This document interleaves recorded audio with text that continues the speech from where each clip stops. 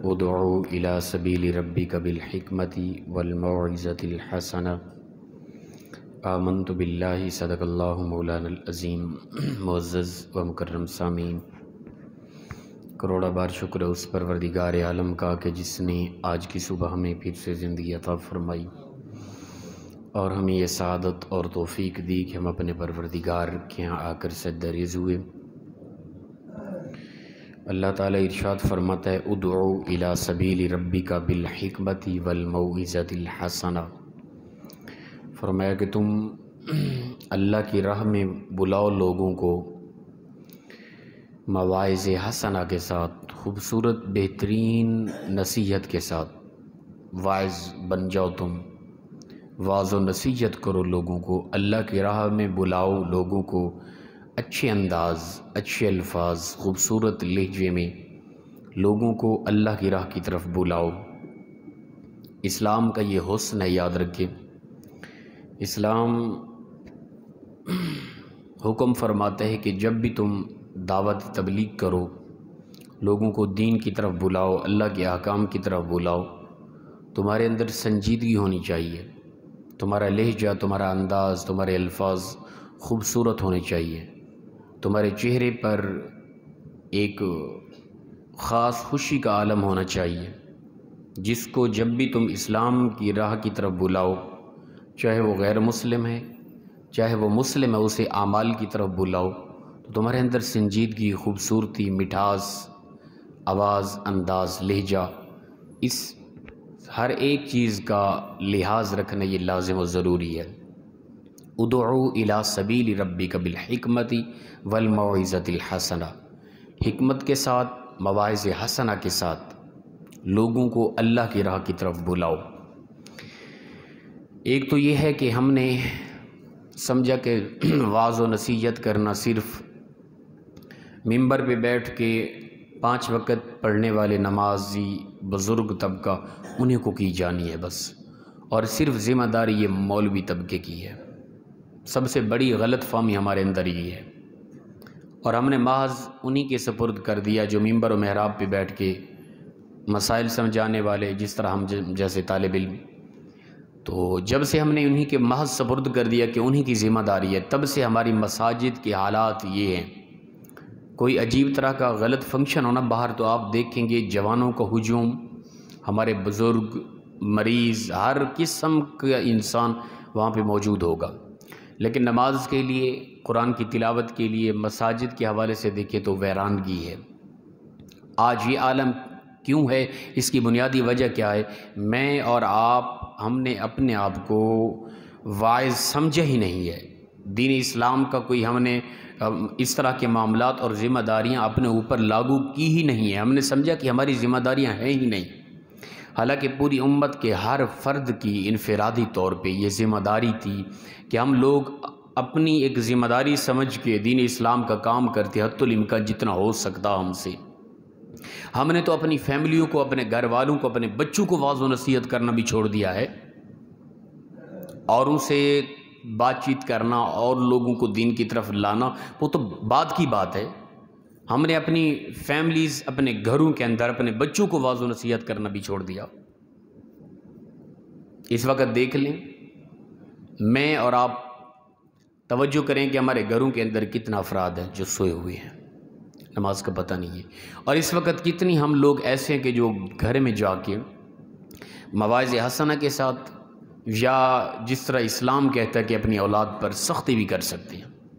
یہ مواعظ حسنہ ادعو الی سبیل حکمت کے ساتھ یا سنجیدگی کے ساتھ، یہ عام حکم ہے۔ اولاد کے لیے تو مارنے کا حکم بھی آیا ہے، فرمایا 7 سال کا بچہ ہو اسے مسجد کا راستہ دکھاؤ، اسے سمجھاؤ، مکمل نماز سب کچھ اسے یاد ہو جانا چاہیے۔ 10 سال کے بعد نماز نہ پڑھے تو اسے مار کے نماز پڑھو، یہ تمہاری ذمہ داری ہے۔ اگر تم ایسا نہیں کرو گے، اب دیکھیں 7 سال کی عمر بچہ کنٹرول میں ہوتا ہے، 10 سال کی عمر میں بچے کو ماریں، نہ وہ سامنے سے بدتمیزی کرنے کی اس کی جرت ہو سکتی ہے، نہ اس کے پاس وہ طاقت ہے کہ وہ سامنے بولے یا اس کے انکار کرے، ایسا ممکن ہی نہیں ہے۔ جس عمر کا اسلام نے کہا تھا کہ اس عمر میں یہ تربیت تم نے کرنی ہے، اس عمر میں تو ہم نے اپنا پھول سمجھا، وہ اس کو ایسا بگاڑا کہ جو اس کی طبیعت چاہتی تھی، جو وہ خواہش کرتا، فی الفور مہیا کر کے دیا۔ جو اسلام نے حکم دیا تھا، جو اسلام کا مزاج تھا، اس سے ہم نے اس کو دور کر دیا۔ پہلی بنیادی تربیت ہم نے غلط کی۔ بچہ جب جوان ہوا، جب بچہ اپنی سوچ فکر کے مطابق چلنے لگا، تو اس نے ماں باپ کی ہر بات کو رد کر دیا، چاہے وہ اسلام کا حکم کیوں نہ تھا۔ تو یہ ہمارا اس وقت انداز ہے اولاد کی تربیت کے حوالے سے، اور آج ہم پریشان ہوتے ہیں کہ حضرت بیٹوں کو کہتے ہیں، بچے ہیں 4-5 بیٹے جوان ہیں گھروں کے اندر، نماز ہی نہیں پڑھتے۔ آپ میں سے موجود کئی بزرگ یہ ہمیں شکایت کر چکے ہیں کہ حضرت بچے نماز پڑھتے ہی نہیں ہیں۔ جو اسلام نے حکم دیا تھا جس عمر میں ان کو کنٹرول کرنے کا، اس عمر میں ہم کہاں گئے تھے؟ اس وقت ہم نے اپنے بچوں کو وہ تربیت، وہ سوچ، وہ فکر، وہ انداز، وہ لہجہ ہم نے کیوں نہیں دیا تھا اپنی اولاد کو؟ آج اگر بچے ہاتھ سے چلے گئے، بدتمیز ہو گئے، اور ان کا عجیب سخت لہجہ ماں باپ کے ساتھ، سخت رویہ ہے، اور وہ ماں باپ اگر نماز کا بھی حکم دیں تو آگے سے بدتمیزی کرتے ہیں، اس کی بنیادی وجہ کیا ہے؟ میری اور آپ کی تربیت اور پرورش کے اندر فرق ہے۔ ہم نے بنیادی تربیت ان کی اچھی نہیں کی، اسلام کی وہ سوچ فکر اور احکام اسلام نہیں بتائے انہیں، تو آج اولاد بگڑ گئی۔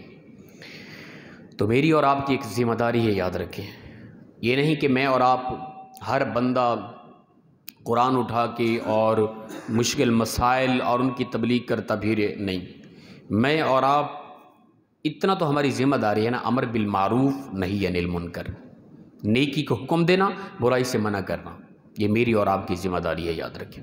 میری اور آپ کی وجہ سے اگر ایک بندہ بھی جو اللہ کی راہ سے بھٹکا ہوا تھا، جس سے خدا کی ذات ناراض تھی، جو اللہ کے احکام سے کوسوں دور تھا، ایک بندہ بھی میری اور آپ کی کوشش سے اسلام کی طرف متوجہ ہو گیا، نمازی ہو گیا، مسجد کی طرف آ گیا، قرآن کی طرف آ گیا، حدیث کی طرف متوجہ ہو گیا، اور رسول اللہ صلی اللہ علیہ وسلم کی سیرت و صورت کی طرف متوجہ ہو گیا، خدا کی عزت کی قسم ساری زندگی انفرادی عبادات، تسبیح و تحلیلات، ذکر و اذکار، نوافل، تہجد، ان تمام عبادات سے کئی گنا بڑھا کے اجر مجھے اور آپ کو اس کا عطا کیا جائے گا کہ میری اور آپ کی وجہ سے ایک آدمی دین کی طرف متوجہ ہو گیا۔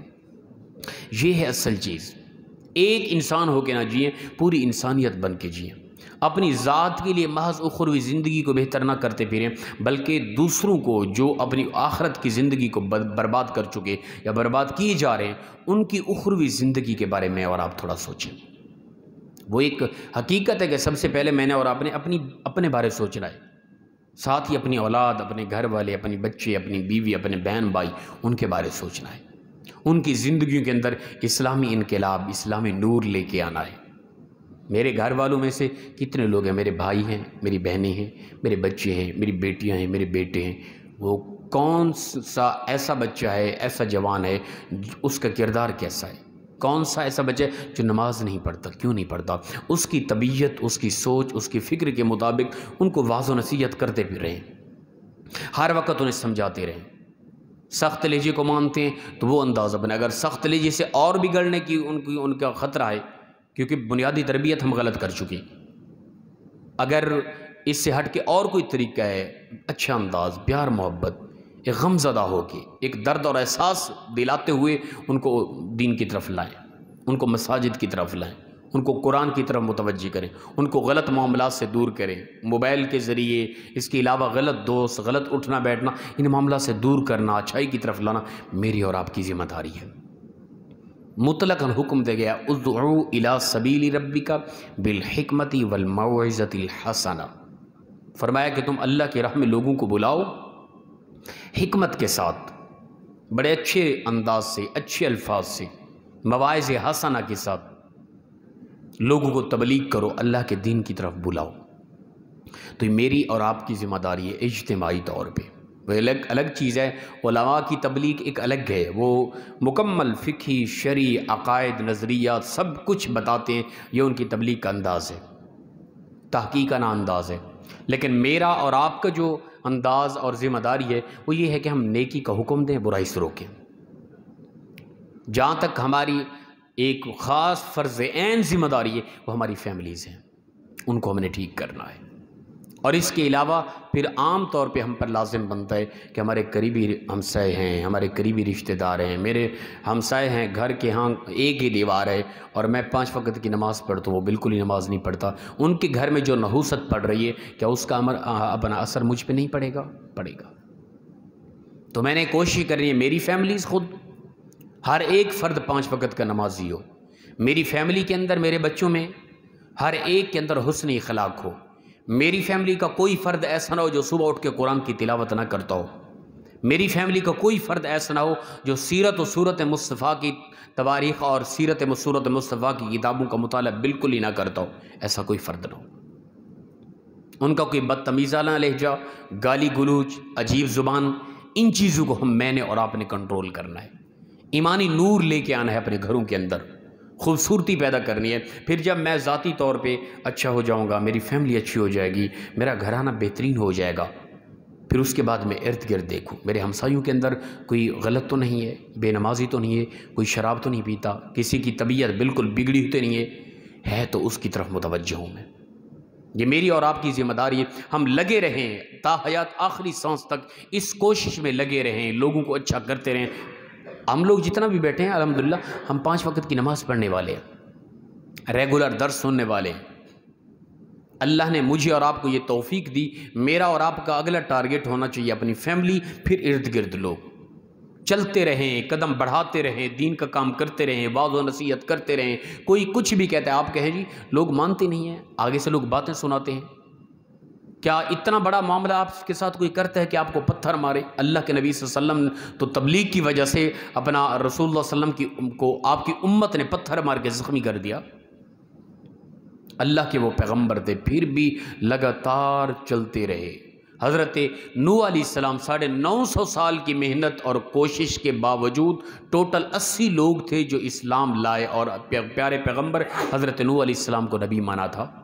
950 سال کی کوشش اور محنت میں اور آپ ہوتے ہیں، آ رہے ہیں گلیوں میں، دوستوں کو کہا 1-2 دن، تو دوسرے تیسرے دن انہوں نے انکار کر دیا یا کوئی بات سنا دی، مایوس ہو گئے۔ حضرت لوگ باتیں سناتے ہیں، ہم تو نہیں کہتے، نہ یہ طریقہ غلط ہے۔ انبیاء کا یہ طریقہ ہے، 950 سال عمر بیت گئی، پھر بھی اللہ کے پیغمبر علیہ السلام نہ مایوس ہوئے، نہ ایک قدم پیچھے ہٹایا۔ 950 سال کی محنت میں ٹوٹل 80 لوگ اسلام کی طرف آئے، اور یہی کامیابی تھی۔ اللہ نے فرمایا پیارے پیغمبر تو نے حق ادا کر دیا ہے، بس 950 سال کی محنت میں آپ نے حق ادا کر دیا۔ لوگ جتنا بھی آئے، میں اور آپ کوشش کرتے رہیں، اپنی ذمہ داریاں نبھاتے رہیں، مومن مسلمان ہونے کے ناطے دین کی تبلیغ کرتے رہیں۔ کوئی ایک بندہ بھی آ گیا نا کمال ہو جائے گا، اگر ایک بھی نہ آیا میری اور آپ کی ذمہ داری پوری ہو جائے گی، مجھ پر اور آپ پر میرا اور آپ کا رب راضی ہو جائے گا، میرے بندے تو کام کر کے آیا ہے۔ نہ کہ صرف ہماری ذمہ داری صرف معاشی حوالے سے دنیا داری، اولاد کے لیے، بچوں کے لیے بس ادھر ہی لگے، یہ ذمہ داری ہے، لیکن محض ادھر ہی لگے رہنا، دین کی طرف متوجہ نہ ہونا، کسی کو بہتر نہ کرنا، اور یہ ذمہ داری صرف مولوی طبقے کے سپرد کر دینا، یہ عجیب طبیعت ہے، ایسا نہیں ہے۔ پوری امت، کنتم خیر امت اخرجت للناس تأمرون بالمعروف وتنہون عن المنکر، فرمایا تم بہترین امت میں سے، تم میں سے وہ لوگ ہیں جو گھروں سے نکلتے ہیں، نیکی کا حکم دیتے ہیں، برائی سے منع کرتے ہیں۔ تو یہ ہر ایک کی ذمہ داری ہے، ہم نے اس طرف متوجہ ہونا ہے۔ خوبصورت لہجہ اپنائیں، اچھی طبیعت اپنے اندر پیدا کریں، اپنا سنجیدگی اپنائیں، لوگوں کو واعظ و نصیحت کرتے پھریں، جو بھی ہے قریبی دیکھیں، آج سے اس وقت سے اپنے ذہن میں یہ بات بٹھا لیں۔ کئی ہوتے ہیں ساتھی عرصہ دراز گزر جاتا ہے، میں یہ پہلے بھی بات کر چکا ہوں، ادھر قریب میں کہیں بازار میں گیا تو دکان پہ کھڑا تو کوئی بھی ساتھی تھے، بڑے ادب سے آ کے ملے، حضرت خیریت ٹھیک جی الحمدللہ، کیا اپنے پسند فرمائیں گے؟ میں نے کہا جی جزاک اللہ۔ پھر میں سوچتا رہا، میں نے کہا شاید کوئی نیٹ پہ بیان سنتے ہوں گے، تو میں نے کہا میں نے آپ کو پہچانا نہیں، تو انہوں نے جو مجھے کہا مجھے دھچکا لگا، انہوں نے کہا جی ہم بالکل قریبی ہیں مسجد کے۔ دھچکا لگا، اچھا اللہ کا کرم آج 4تھا سال شروع ہے مجھے یہاں، ٹھیک ہے نا، 1 اگست کی صبح پہلی نماز میں نے پڑھائی تھی ادھر، آج 1 اگست ہے۔ تو مجھے دھچکا لگا، میں سوچتا رہا کہ یہ محض ہماری کمزوری ہے کہ 3 سال بیت گئے اور یہ محترم فرمان ہے کہ مسجد کے بالکل قریب اور باہر بازار میں دکان پہ ان کے ساتھ میری پہلی ملاقات ہو رہی ہے۔ یہ ہماری تربیت میں کوئی کمی کوتاہی ہے یا کہ عوام اس قدر دور ہے؟ یہ اسلام سے دوری نہیں ہے تو اور کیا ہے؟ 3 سال بیت گئے، ایک آدمی تمہارا خطیب ہے، تمہارا امام ہے، تم مسجد کے بالکل قریب ہو، تمہاری پہلی ملاقات ان کے ساتھ ہو رہی ہے، وہ بھی بازار میں دکان پہ۔ بتائیں اس میں کیا تبصرہ کریں؟ اسی طرح آج کل کی بات ہے، بالکل ہی ایک ساتھی ملی ہیں، بس وہ تھوڑا سا سفر بھی ہوا ہے ان کے ساتھ، تو میں نے پوچھا بڑا شرماتے ہوئے، میں نے کہا کہ آپ ادھر کیوں؟ نے کہ بالکل قریب گلی میں ہماری رہائش ہے۔ تو پھر میری طبیعت ہے، میں وہ مسکراتے ہوئے بات کر دیتا ہوں۔ میں نے کہا کہ پہلی ملاقات ہو رہے مجھے 3 سال ہو گئے۔ پھر میں نے انہیں سمجھایا کہ آج کے بعد آپ کی اور میری مسجد میں ملاپ ہونا چاہیے، جی اسلام سے دوری ہے۔ میں نے کہا کہ آپ کا اگر تعلق خطیب صاحب کے ساتھ نہیں ہے، آپ کا خطیب آپ کو نہیں جانتا اور آپ قریبی ہیں مسجد کے، تو سمجھ لیں دین سے ناواقفیت ہے آپ کی۔ کئی ساتھی ایسے ملتے ہیں، خدا کی عزت کی قسم دھچکا لگتا ہے، یار یہ کیا ہو رہا ہے؟ کیا ہم کوشش نہیں کر رہے؟ ہماری تربیت میں فرق ہے کہ کئی ایسے جوان بزرگ ملتے ہیں اور قریبی ہیں، پتہ ہی نہیں، آج پہلی ملاقات باہر ہو رہی ہے، مسجد میں دیکھا ہی نہیں ہے۔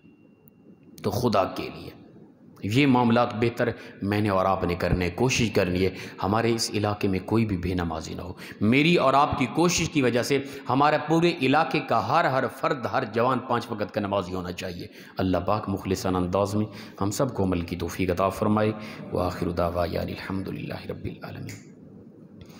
اللہ